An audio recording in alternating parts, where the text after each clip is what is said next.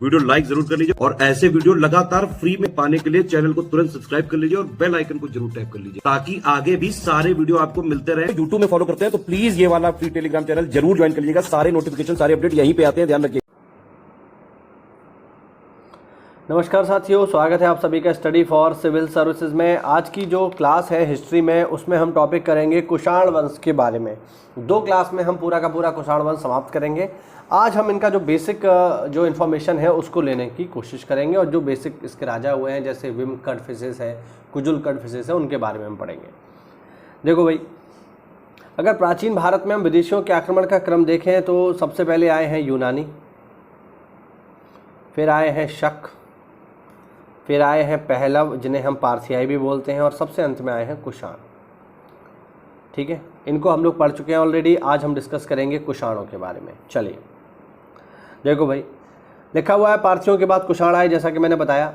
अच्छा, कुषाणों को यूची या तोखरी भी कहा जाता है। ये आए कहाँ से? तो ये मध्य एशिया से आए हैं, ध्यान रखना। कुषाणों को भारतीय साहित्य में ऋषिक कहा गया है, ध्यान रखिएगा।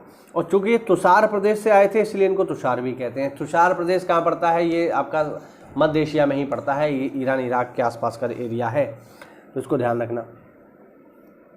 तोखरी भाषा का प्रयोग करने के कारण कुषाणों को स्ट्रैबो ने तोखारय कहा है। मियायोस प्राचीनतम कुषाण शासक था जिसका सिक्कों पर उल्लेख हुआ है। कुषाण साम्राज्य के विस्तार के आधार पर उसे सेंट्रल एशियन एम्पायर तथा प्रथम अंतर्राष्ट्रीय साम्राज्य की संज्ञा दी जाती है, ध्यान रखना कुषाणों को। कुषाणों का उद्गम मध्य एशिया है। कुषाण मध्य एशिया में पश्चिमी चीन की यूची जाति से थे। कुषाणों ने सबसे पहले बैक्टीरिया या अफगानिस्तान पर कब्जा किया, जहां उन्होंने शक शासकों को विस्थापित किया। क्रमशः गांधार को कब्जे में ले लिया और इन क्षेत्रों से यूनानी तथा जो पहलव हैं जिनको पार्थियन कहा गया है उनको वहां से समाप्त किया। ठीक है,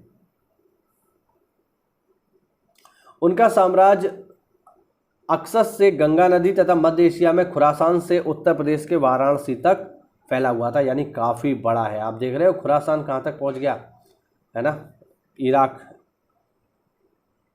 इराक और ये ईरान के क्षेत्र तक। कुषाणों के 2 राजवंश हुए हैं जो एक के बाद एक आए। पहले राजवंश की स्थापना कडफिसेस नामक सरदार के घराने द्वारा की गई थी। इनमें 2 राजा हुए। पहला कडफिसेस प्रथम, जिसने हिंदुकुश के दक्षिण में सिक्के चलवाए। उसने रोमन सिक्कों की नकल करके तांबे के सिक्के डलवाए। दूसरा हुआ कडफिसेस सेकंड, जिसने बड़ी संख्या में स्वर्ण मुद्राएं जारी की तथा अपना राज्य सिंधु नदी के पूर्व में विस्तारित किया। कडफिसेस राजवंश के बाद कनिष्क राजवंश आया। इस वंश के राजाओं ने ऊपरी भारत तथा निम्न सिंधु घाटी में अपना प्रभुत्व स्थापित किया। आरंभिक कुषाण राजाओं ने ही बड़ी संख्या में स्वर्ण मुद्राएं चलाई, ध्यान रखना। ठीक है, आगे देखो जरा इन राजाओं के बारे में बात कर लेते हैं थोड़ा सा। पहला है कडफिसेस फर्स्ट। कुजुल कडफिसेस ने यूची जनजाति के 5 कुलों को मिलाया और संयुक्त कुषाण साम्राज्य की नींव रखी। कुजुल कडफिसेस ने धर्माथिड़ा तथा साचा धर्मथिड़ा की उपाधि भी अपनाई।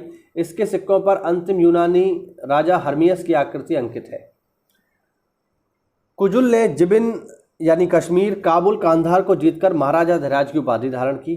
कुजुल कडफिसेस ने तांबे के सिक्के ढलवाए। ऐसा माना जाता है कि उसने व्यापार को सुगम बनाने के लिए रोमन औरई प्रकार के सिक्कों की नकल की थी।